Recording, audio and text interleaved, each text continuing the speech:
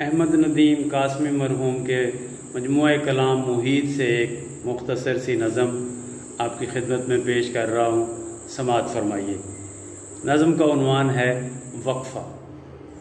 راستہ نہیں ملتا، راستہ نہیں ملتا، منجمد اندھیرا ہے، پھر بھی باوقار انسان اس یقین پہ زندہ ہے، برف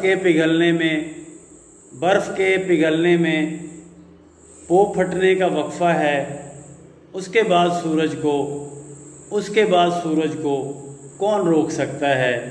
راستہ نہیں ملتا، منجمد اندھیرا ہے، راستہ نہیں ملتا، منجمد اندھیرا ہے، پھر بھی باوقار انسان اس یقین پہ زندہ ہے، برف کے پگھلنے میں پو پھٹنے کا وقفہ ہے، اس کے بعد سورج کو کون روک سکتا ہے؟